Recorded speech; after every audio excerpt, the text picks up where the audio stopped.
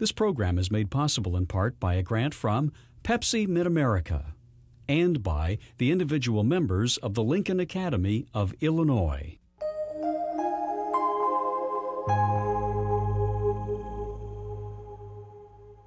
From Shryock Auditorium on the campus of Southern Illinois University, Carbondale, the Lincoln Academy of Illinois presents the 2008 Convocation and Investiture of Laureates. A historian whose scholarship has helped define 19th century American history. A coal mining executive who is helping to breathe new life into his hometown. A judge respected for his reputation for fairness and civility in the courtroom. A pioneering aviator with a lifelong commitment to improving education. A university leader known for his creative and forward-looking approach to administration. A computer industry leader who has turned his strategic vision to philanthropy. Since its first convocation and investiture of laureates in 1965, the Lincoln Academy of Illinois has recognized more than 200 people who have brought honor to their state in the spirit of that most famous Illinoisan, Abraham Lincoln. As laureates of the Lincoln Academy, each person represents a lifetime commitment to leadership and service to humanity.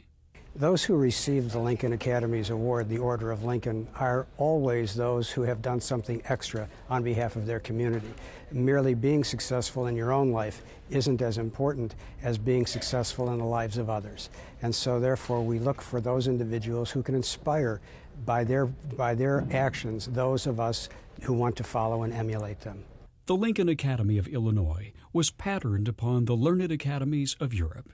It is unique among the 50 United States. Members of the nonpartisan, not-for-profit academy are appointed by the governor, who also serves as its president. Each fall, the academy meets to select the laureates who are to receive the Order of Lincoln medallion the following spring. The state's highest honor for individual achievement, its colors of red, violet, and green symbolize the state bird, the cardinal, the state flower, the violet, and the leaves of the state tree, the oak. In addition to its laureates, the Lincoln Academy of Illinois also recognizes future leaders by honoring the outstanding senior students at each of Illinois' four-year degree-granting institutions in ceremonies held each fall at the old Illinois State Capitol. We regret that the president of the Academy is unable to attend this convocation. With us in his stead is Tammy Duckworth, Director of the Illinois Department of Veterans Affairs. Now for the key part of the convocation, the traditional ceremony where we recognize the work of distinguished Illinoisans, citizens by birth or residence. I now ask that Mrs. Paul Simon, a General Trustee of the Academy, read the citation for Laureate David Herbert Donald. Trustee Simon. Born and raised in rural Mississippi, David Herbert Donald is one of America's foremost historians. Twice honored with the Pulitzer Prize, he has written books and articles that for decades have helped define the study of Abraham Lincoln and his times. Professor Donald earned his Ph.D. from the University of Illinois in 1946. After teaching at Columbia, Smith, Princeton, Oxford, and Johns Hopkins, Professor Donald joined the Harvard faculty in 1973, where he remained until retiring in 1991. As the Charles Warren Professor of American History and Civilization at Harvard, he trained many of today's leading historians who gratefully remember him as a generous but demanding mentor. Intellectually adventurous, Professor Donald has experimented by applying insights from such diverse disciplines as sociology and psychology to the study of history, but he considers himself primarily a storyteller. Ladies and gentlemen, it is my pleasure and privilege to present to you, as a laureate of the Lincoln Academy of Illinois, David Herbert Donald.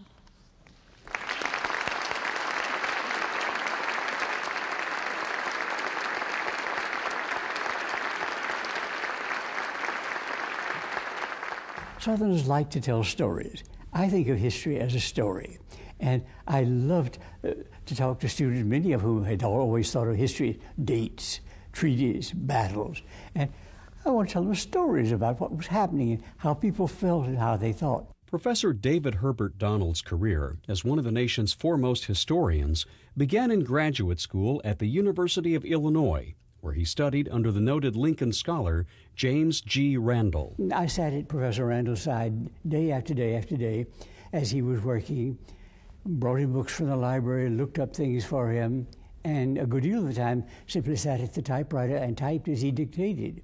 So that, again, I became so engrossed in all of this that when the time came for me to do a dissertation, I didn't have anything to write about, but he came over to my apartment and said, you know, I think you could think about doing a biography of William Herndon, Lincoln's law partner.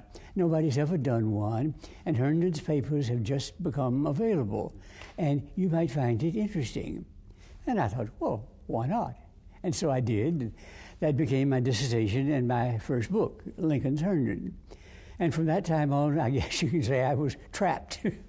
His interest in the Civil War and American intellectual history led him to his next book about Massachusetts politician Charles Sumner, who helped lead the fight against slavery on Capitol Hill. He was a complicated man and a difficult man. Carl Sandburg used to say Charles Sumner represented everything the South seceded from. He was arrogant, he was self-righteous, he was pompous, he was self-centered, all of those things. But he was also supremely gifted, he was a superb orator, and the basic thing was that he was on the right side of things, that he was anti-slavery when it was not at all popular to be anti-slavery. Donald's biography of Sumner earned him the Pulitzer Prize in 1961.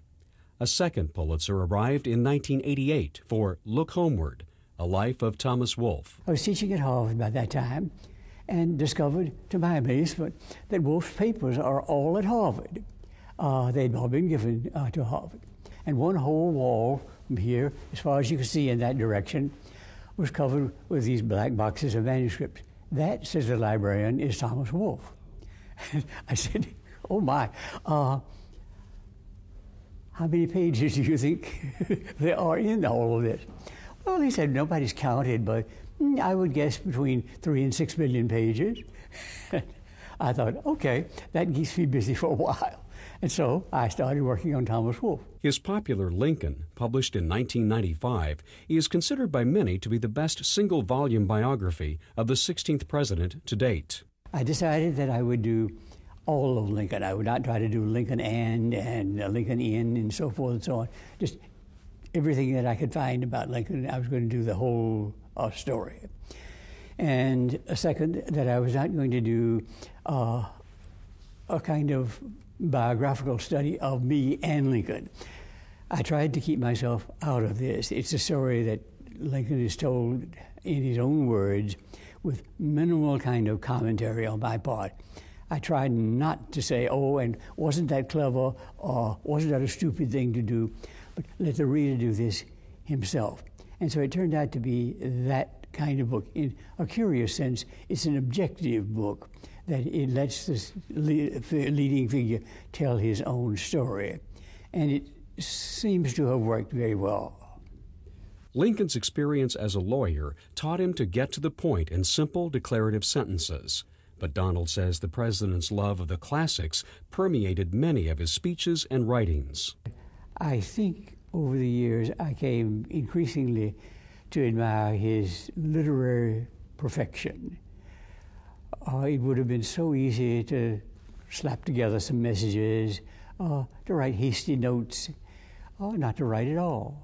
And he was so careful in what he said. He realized that people were going to look at them very closely and understand that these were literary productions as well as communications. And so this, to me, is one of the major secrets of Lincoln's greatness. Professor Donald says another key to Lincoln's reputation is his sense of timing on issues like the Emancipation. He had firm ideas, but he knew the limits of what could be done. And so, in effect, he had these ideas lay in waiting until the times moved toward him. And in that sense, that letter of Lincoln's, I think, is an important letter, where he late in life said, I do not claim to have shaped events, but events have controlled me. And that's what he meant. The times move and came around to his position. David Herbert Donald retired from Harvard in 1991.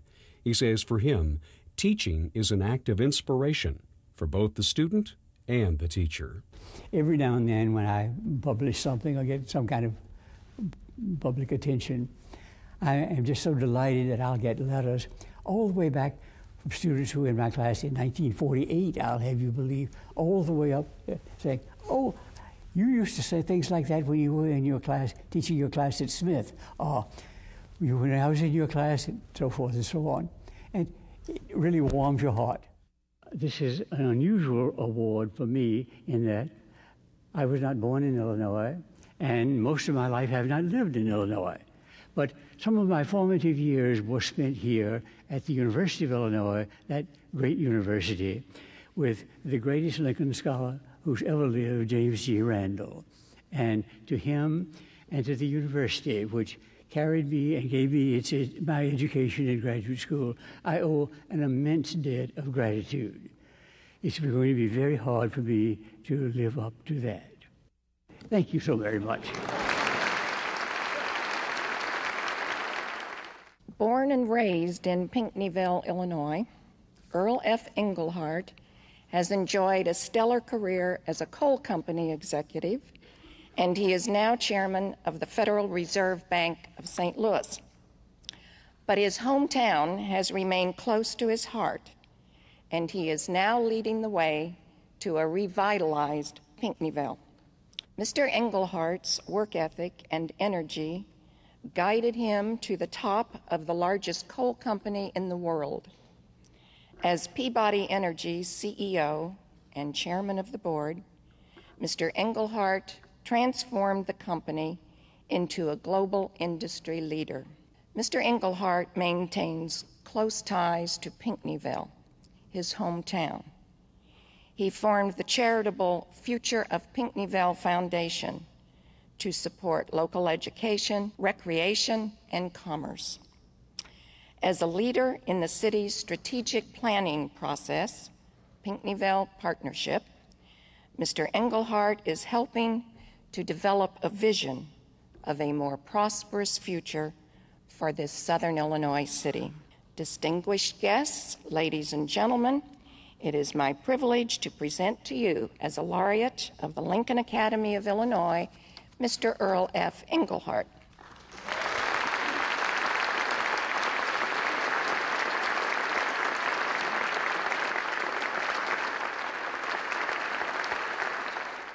Pinckneyville embraced our family after my father was killed in an accident. And one of the strengths of the community is the religious community. And it creates strong moral values in the people that are here. Another strength is the friendliness of the people. They reach out to others and help and nurture. His mother insisted that her children go to college. Englehart studied accounting at the University of Illinois and earned an MBA at Southern Illinois University, Carbondale. He first became familiar with Peabody while working for the accounting firm of Arthur Anderson. I like the fact that here are hard-working people that are doing things. They're very proud of what they do. They use big equipment. I call it big toys for big boys. And they were quite sophisticated, and I eventually became a part of that. Englehart joined Peabody in 1979 and learned the company from top to bottom in a variety of positions before being named CEO and chairman of the board in 1990. And I really liked to interact with the people that were out at the mines. So I was constantly out at the mines. And what was my role? My role was very knowledgeable of what was going on, but trusting the people to do what they needed to do to accomplish their job. Coal mining is traditionally one of the most dangerous occupations in the world, and Englehart was determined to change that. It's natural that if your father was killed in an industrial accident, you're very sensitive to the impact of that fatality or any injury to a family. And the year before I became CEO, there were 5 fatalities at Peabody. I immediately launched a program called A Commitment to Safety. And I committed as CEO that my job was to have everyone return home safely every day. And by a few years into the program, we were going years without fatalities. We were the largest company in the industry, and if the largest company can demonstrate to the industry that it can be safe, then they set the standard for what the industry should achieve. Under Englehart's leadership, Peabody continued to grow despite tougher environmental restrictions contained in the Clean Air Act of 1990. We needed to really set the standard. We needed to set the standard in reclamation activities that we performed.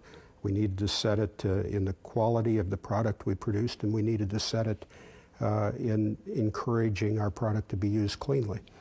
And so what we did was simply to develop mines in the western part of the United States that had very low sulfur coal and very low ash, and help the electric utilities begin using it. And we developed some of the largest mines literally in the world during that period. Peabody also pioneered the industry's first efforts by coal companies to build their own electric generating plants. We decided to begin permitting new electric generating plants that would set the standard for being the cleanest coal-fired plants that were available. And we did. And there were two plants, one in Kentucky named Thoroughbred, and the other nearby in Illinois, which is under construction now, called Prairie State.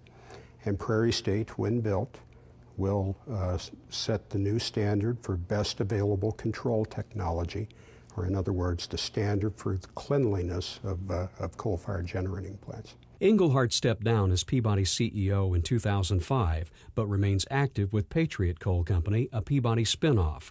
He is currently serving his second term as chairman of the board of directors of the Federal Reserve Bank of St. Louis. It's a period where we've recruited a new CEO of the St. Louis Federal Reserve Bank, and he will carry on the very strong research and monetarist tradition of the St. Louis Bank. Englehart is committed to improving the future of his hometown by helping create a charitable foundation for the future of Pinckneyville and a strategic planning effort called the Pinckneyville Partnership. We are now to a stage where we're beginning to implement that vision. There is a new hospital being built. Studies are underway as to whether we need a new high school. The retail sector is working on several museums and other exhibits that will help draw tourists to this area. We've worked with the Illinois Department of Transportation on their plans for the expressway around the community. There's a leadership forum for young people. Englehart's newest challenge is a familiar one, managing the family farm. We're up to about 3,000 acres now, and that's just another one of these challenges where we are learning how to use all of the modern equipment and everything from the GPS technology to all the pesticides and herbicides and so on. It's a big learning challenge, but my family enjoys it, and we're not making too many mistakes at this point. It's a little unusual, I suspect. The people of Pinckneyville have tolerated my re-entry to the community.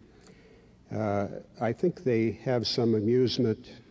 Let's face it, they're laughing out loud when when I chair a Federal Reserve meeting in the morning, and then I'm picking up rocks or driving a tractor in our fields on the farm in the afternoon. So that's a little unusual.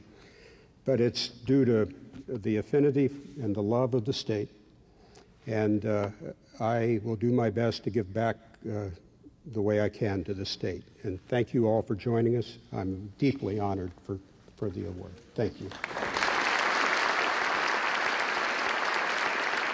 Born and raised in Hudson, New York, Judge Joel M. Flom sits on the United States Court of Appeals for the Seventh Circuit, where he enjoys a reputation for fairness and civility, thoughtfully crafted written opinions, and the ability to establish collegial working relationships. As an Assistant Attorney General, Judge Flom successfully argued 3 cases before the United States Supreme Court.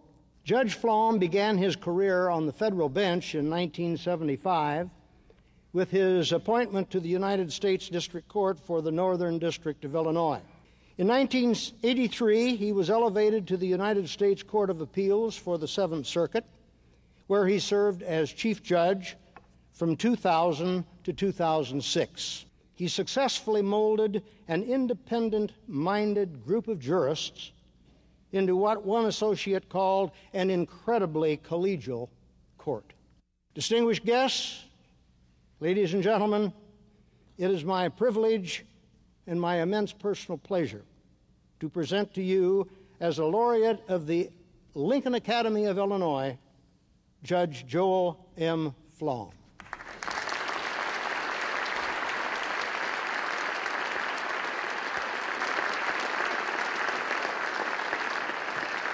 This is Chuck Percy, the senator from Illinois, who recommended me for the post, and this is the hearing. As you could see, 25 years ago, I was possessed of a little more hair and a little less gray.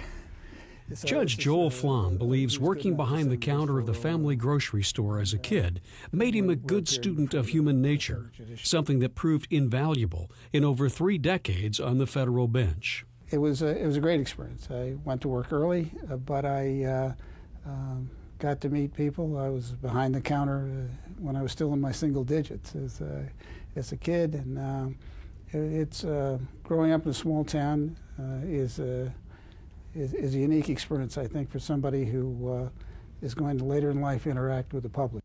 Even as a child, he knew that he wanted to become an attorney. I recall reading in what was then the Weekly Reader. It was a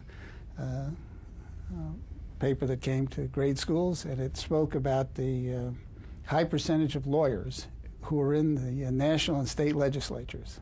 And at that time, it might have been 50% or more. And I said, my gosh, what a way to impact public policy. Flom earned his Juris Doctorate and Master of Laws degree at Northwestern University, where his interest in criminal law deepened.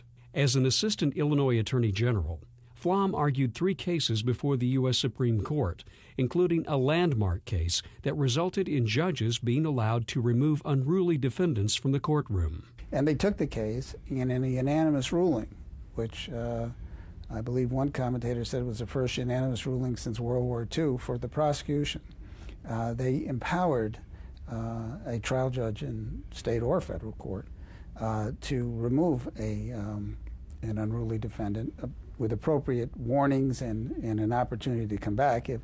But before that, what was the practice, and it occurred in the Conspiracy 7 case, where they actually bound and gagged somebody, and I had been upset at the sight of someone being tied in a chair. I said, that can't be the answer. Flom was appointed to the U.S. District Court for Northern Illinois in 1975. At 38, he was the youngest federal judge in the country. The former prosecutor credits the many attorneys who practiced before him with educating him about the nuances of hearing civil cases. If you're a committed trial judge, as I think most are, you realize that the job can best be handled by having a great reliance on the bar. And if you're a young judge, then for sure you've got to have great reliance on the bar. Judge Flom was appointed to the U.S. Seventh Circuit Court of Appeals in 1983.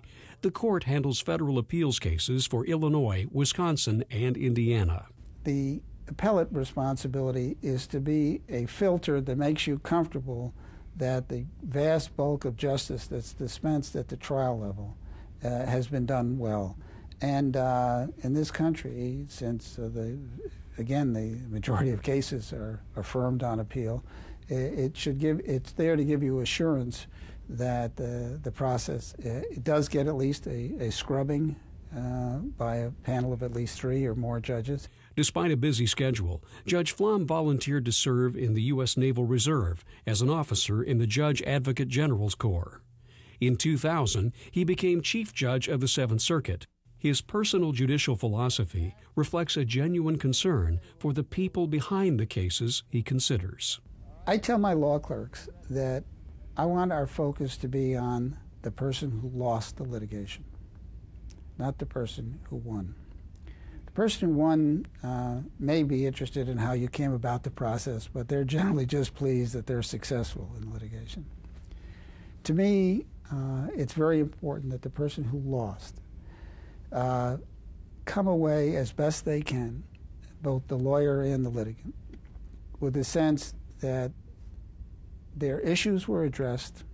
They may not agree with all the reasoning and all the outcome, but they believe an impartial set of judges looked at it, gave it their all, and did the best they can.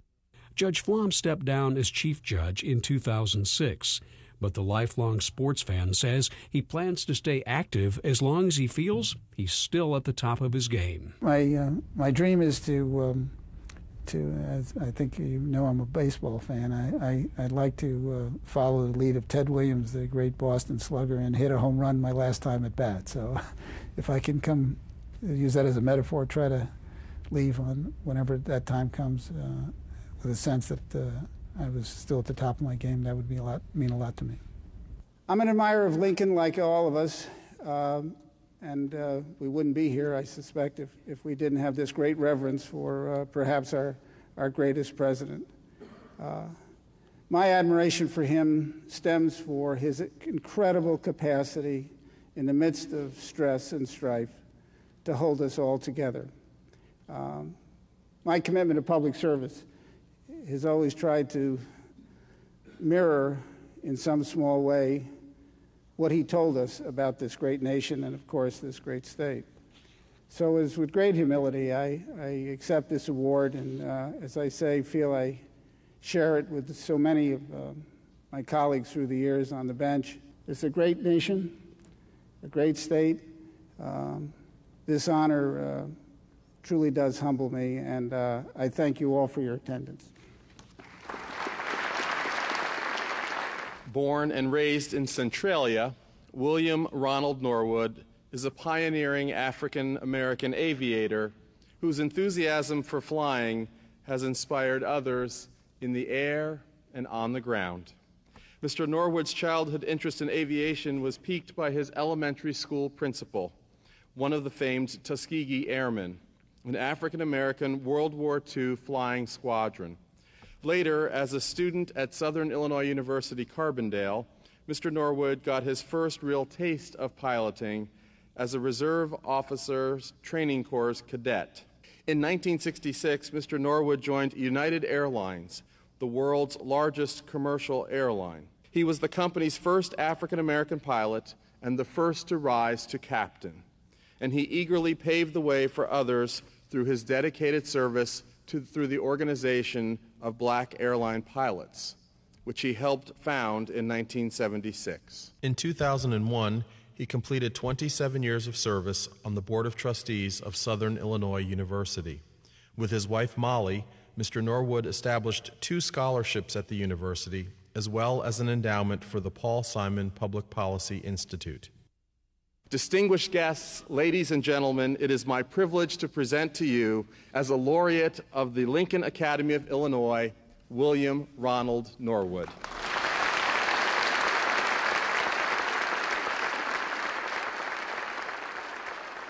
Expectations were tremendously high, and I did attend an all-African-American elementary school, and we had outstanding teachers. They cared for you, and they kept you in line. Teachers, family, friends, and neighbors all played a role in shaping the character of young people during Bill Norwood's childhood in Centralia. And the one thing that we were taught is that you always respect your family. And now you might act up at home, but when you got out, you represented the family, and you didn't embarrass the family. And they always expected for us to do our best at all times, and to be honest. Have integrity and respect elders. Norwood attended SIU Carbondale on a football scholarship and became the school's first African-American quarterback. A chemistry major, Norwood took flying lessons with the Air Force ROTC program. He made his first solo flight after only 5.5 hours of lessons from a tough old flight instructor named Glenn T. Sheets. We were shooting landings on a typical day like today out on 2-4. And so Glenn got out of the airplane, We got to the end of 2-4, and Glenn got out of the airplane and said, "Will you take this thing by yourself before you kill me?" Norwood joined the Air Force after college and flew the giant B-52 bomber during the height of the Cold War. It was excellent experience for his dream job of flying for the airlines. Encouraged by passage of the Civil Rights Act of 1964, he applied for pilot training at United Airlines. Since I was going to be the first African American with United, they wanted to make sure I was acceptable socially. And they never said that. But it was just curious that we were invited to dinner 5 times with different managers in San Francisco who were in the United hierarchy, and we knew the game they were playing.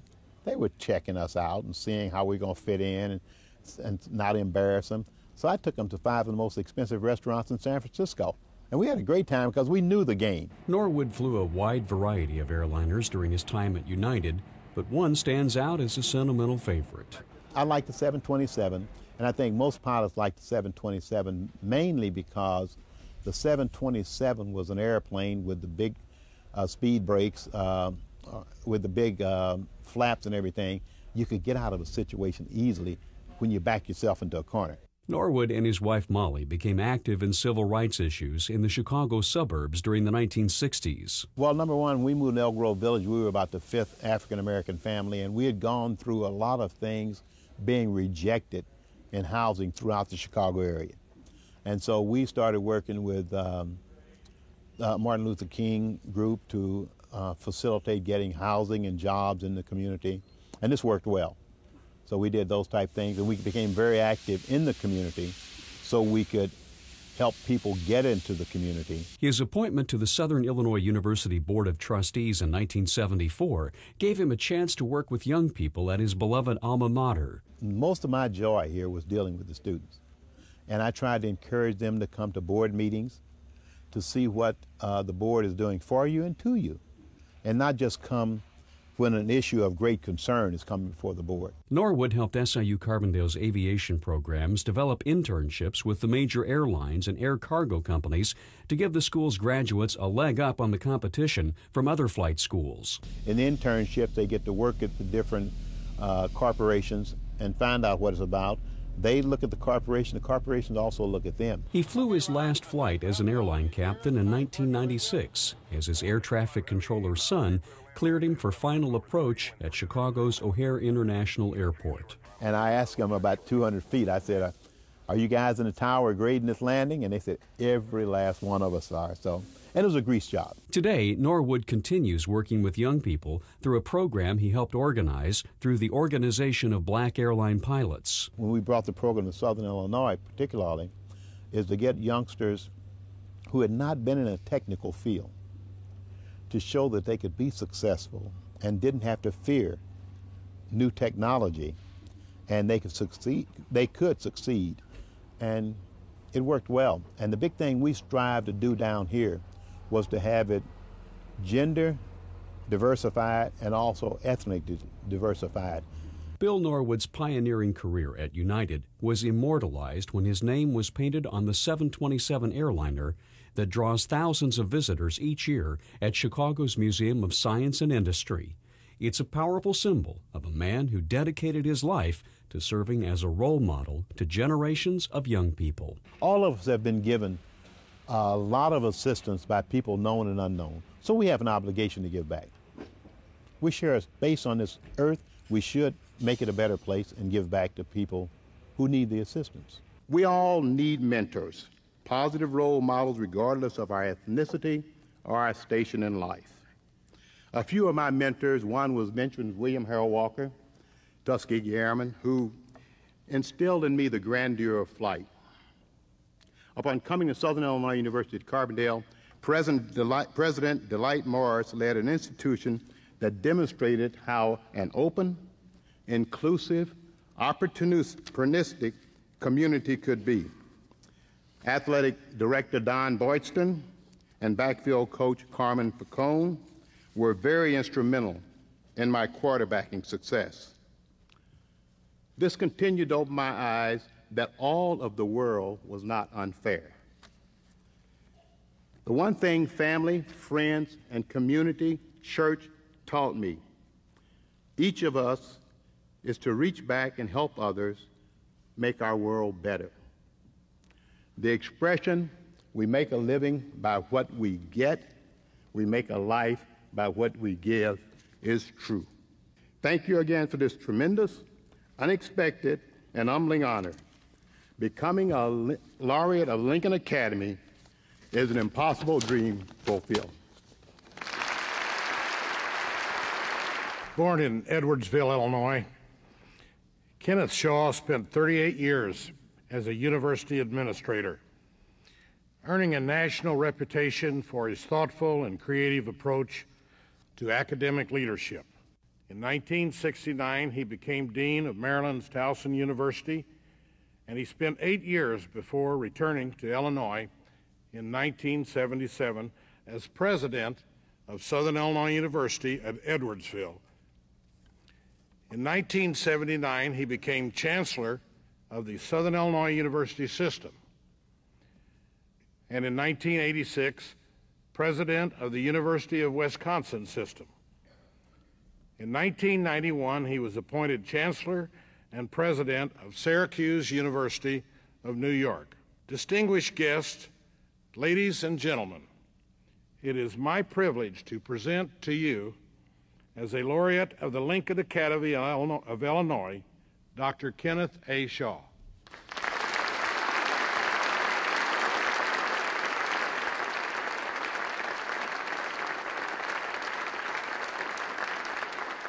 A standout basketball player in high school, Kenneth Buzz Shaw got an early taste of higher education administration as a college student. I was an athlete, so in those days at Illinois State you didn't get a full ride, and I had a nice job working in the Dean of Men's office. I stayed in that job for 4 years, and I ended up being the office manager. That was a big influence, as was the president of the university at the time, Robert G. Bone, who had this wonderful ability to remember names and faces. After earning his Ph.D. at Purdue, Shaw worked as an assistant to the president at Illinois State before taking a job at what was then called Towson State in Baltimore, Maryland. I was the acting vice president for academic affairs at age 29. My good friend Jim Fisher had called to ask me to do it, and I said, well, Jim, what happens? I'm acting. And what's going to happen after? He says, I don't know what's going to happen after that. He said, but, I'll find something for you. And so it jump-started my career about 15 years, because by age 30, I had competed for and I achieved the permanent job. At 37, Shaw returned to his hometown as president of Southern Illinois University, Edwardsville. The Edwardsville campus was relatively new. Its official opening was in 1964. We had to deal with how fast we could grow and the quality of the student body. And I'm really delighted that the CEOs, Lazarus and Werner and others since then, have really kind of put their mark on the place and made it a true regional institution. SIU for years has been known as the People's University. 2 years later, Shaw was named chancellor of the Southern Illinois University system. It was a critical period in the life of the university. It's too small to be a system as you might think of a system in California. But it's really too large to allow it to just kind of flounder.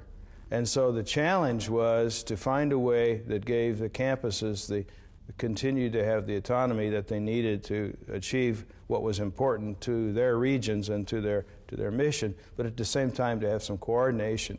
Similar challenges awaited Shaw when he became president of the University of Wisconsin system in 1986.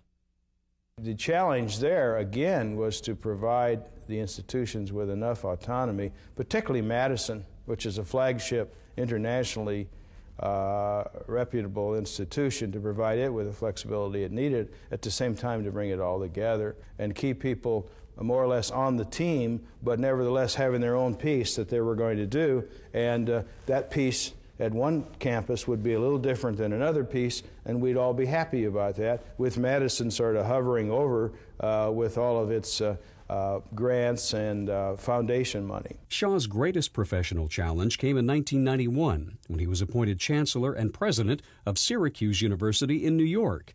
Syracuse was facing a projected $38 million deficit over a 5-year period. I started from the assumption that transparency, it was time for transparency to exist in a private institution.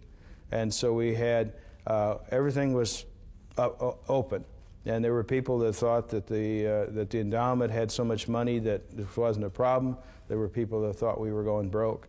And neither was true. Shaw saw the crisis as an opportunity to transform Syracuse into a student-centered research university with a set of common values and a core curriculum. Let's be sure we're focusing on where our money comes from.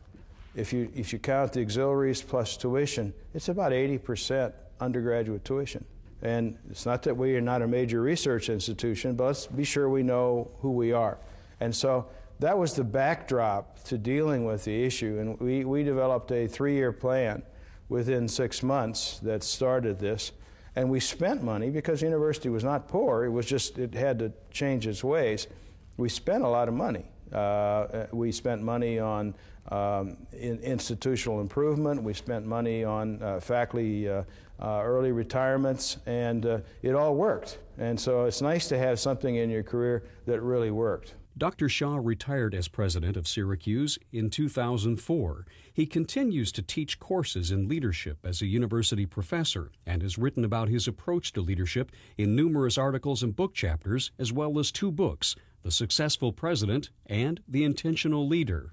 Still much in demand for his expertise in higher education policy, he's pleased with what he's been able to accomplish thus far. I try to keep score, and so I look at SIU in my time here at Edwardsville. I think the very fact that they're sticking to their mission.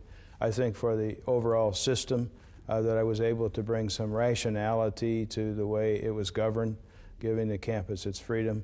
At Wisconsin, it was attempting to deal with the fact that it's an underfunded situation and trying to deal with what I was referred to as the Shaw Triangle, tuition, enrollment, and aid, institutional or aid from the state, and trying to balance those off, trying to leave that message and trying to be stronger with government. And at Syracuse, of course, it was the student-centered research university as the way of pushing for our financial reforms that we had to make. Putting it all together, I guess the thing that makes me happiest is that people in Southern Illinois would recognize that I must have done something right, and at Wisconsin and at Syracuse, and we have lots of very good friends. I leave you with this. It's clear that effective leaders know themselves. It's clear that they're trusted and trustworthy, and they have a strong desire to make things better.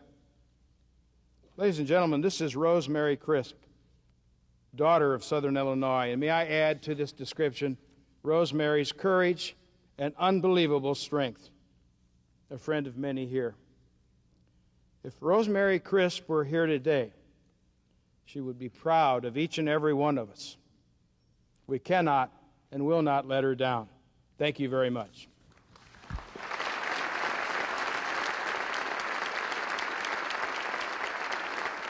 Born in Chicago and raised in Wilmette, Thomas M. Siebel is an internationally known computer software innovator and business executive who lends his leadership talent to public service and to philanthropic causes.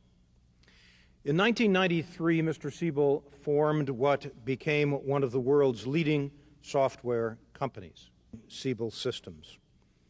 As Chief Executive Officer, Mr. Siebel made the company a global leader in developing customer relationship management, a customer-focused business strategy that uses integrated software programs to enhance sales through superior customer service, and had a revolutionary impact on the conduct of business.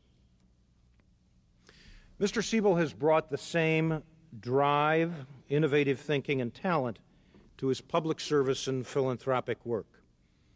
With his wife, he established the Thomas and Stacy Siebel Foundation, which provides scholarship for students, funds Salvation Army programs for the homeless, and preserves wildlife habitat.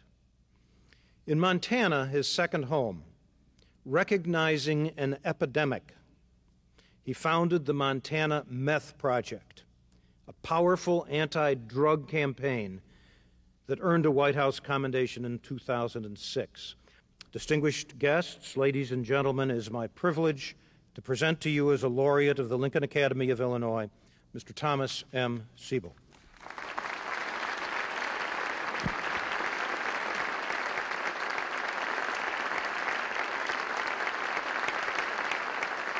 My first job was working on the Divine Ranch in Bellevue, Idaho. I was a cowboy. I cut hay and baled hay, stacked hay, moved cattle. It was a great job and a great learning experience. Tom Siebel's spirit of adventure and intellectual curiosity have served him well as the founder of one of the world's most successful application software companies and as a philanthropist who seeks out innovative, self-sustaining solutions to some of the world's most intractable problems. A constant theme in all of these organizations that we have been involved in founding and leading over the years is we focus upon a singular theme, a singular idea, and try to execute that idea with excellence. Siebel became fascinated by the potential business application of computers while studying for an MBA at the University of Illinois. He was deeply influenced by the work of Harvard sociologist Daniel Bell, who theorized about the emergence of a post-industrial society in which the accuracy and timeliness of information would become the most precious resource of all. The idea of the post-industrial society was a very, very exciting idea that was going to change the world. It was going to improve the quality of life. It was going to make the world a better place. It was going to fundamentally change the way that people work, the way that they communicate, the way that they live, and the way that they entertain themselves. And this was an idea that I thought I wanted to participate in. Siebel pursued an advanced degree in computer science at the University of Illinois. He focused his studies and research on the emerging field of relational database technology that involves storing and retrieving massive sets of information with the potential of dramatic cost savings. This would be serve the purpose of making these applications much more successful, and this would serve the purpose of dramatically reducing the cost of information technology. Siebel joined Oracle Corporation in 1983. His engineering background proved invaluable in becoming the company's leading salesman and later a company vice president. In 1993, he founded Siebel Systems, where he pioneered the development of customer relationship management software products known as CRM. When we began, we began in the business of building sales information systems. We expanded that concept in 1995 and 1996 to include the domains of not only sales, but marketing and customer service. After we began to realize that vision, we conceived of the name CRM, or Customer Relationship Management, and that became the name by which that category of application software came to be known. Siebel Systems became a global leader in CRM software, with more than 8,000 employees in 32 countries. 4 million users and 4,500 organizations around the world used Siebel Systems products, generating over $11 billion in revenues and tens of billions of dollars for shareholders. We were focused. We had a singular, laser-like, consistent focus that we would do absolutely anything it took to keep the customer satisfied, to make the customer satisfied, and to keep the customer satisfied. That's what it was about. It was about professionalism, it was about courtesy, it was about excellence, and it was about customer satisfaction. And I think that culture was one of the primary reasons for the success of the organization. After 13 years of market leadership, Siebel Systems merged with Oracle in 2006. Today, Tom Siebel chairs a diversified holding company called First Virtual Group, with interest in commercial real estate, agribusiness, global investment management, and the Thomas and Stacy Siebel Foundation. The foundation was formed in 1996 to apply Siebel's strategic vision to philanthropic causes like homelessness and poverty, educational and research programs, methamphetamine abuse prevention, and alternative energy solutions. The Foundation's Meth Project is making a national impact in the fight against methamphetamine abuse through its use of extremely graphic messages about the dangers of this highly addictive and deadly drug. The Meth Project is an opportunity to work with a group of very creative, very talented, very committed people who are achieving some very, very significant breakthroughs in reducing methamphetamine abuse. In the state of Montana, for example, teenage methamphetamine use has decreased by 50% in the last 2 years. Meth crimes are down 63%. Adult meth use is down 70%. This is the most successful prevention effort of any kind in history. And so it's a very, very exciting project. This is strategic philanthropy. The Foundation's Siebel Scholars Program provides merit-based scholarships for top students at the country's leading graduate schools of business and computer science. Siebel is an enthusiastic supporter of the University of Illinois, where he donated the state-of-the-art Siebel Center for Computer Science. That is about one of, I think, the great research and educational facilities focused on computer science on the planet Earth. It's a building, it's a laboratory, it's classrooms, it's research space, it's meeting space, it's social space. It's part of a quad. It's a great learning environment, a great teaching environment, a great social environment, and it's a great experience to be associated with it. In 1884, my grandfather's family left Germany due to famine and economic strife, and they came to Illinois. A century later, I stand here before you, a very honored man, a product of the Illinois immigrant culture, a product of the Illinois education system, a product of the University of Illinois system. To the extent that I've been able to make contributions in commerce and contributions to the community, it's a result of that background and those values for which I am most fortunate. Ladies and gentlemen, regents and members of the Academy, very humbled to be here and humbled to be in the company of such a distinguished group. Thank you very much. Joining us on behalf of Governor Blagojevich is Tammy Duckworth, Director of the Illinois Department of Veterans Affairs. Ladies and gentlemen, it is my honor to present Director Tammy Duckworth. Tonight is indeed a special night because we are here to recognize 6 distinguished citizens of the great state of Illinois. Military might is but one component of our great nation's strength. Also important to us is the diversity in experiences and expertise. That is what makes America the great nation that she is. And our laureates today add to that strength, add to that role in the world as a leader amongst nations. So I want to thank you all for allowing me to be here this evening. And again, on behalf of Governor Blagojevich, congratulations to our 6 laureates. God bless our men and women who are standing in harm's way tonight. God bless the great state of Illinois. And always, God bless America. Thank you.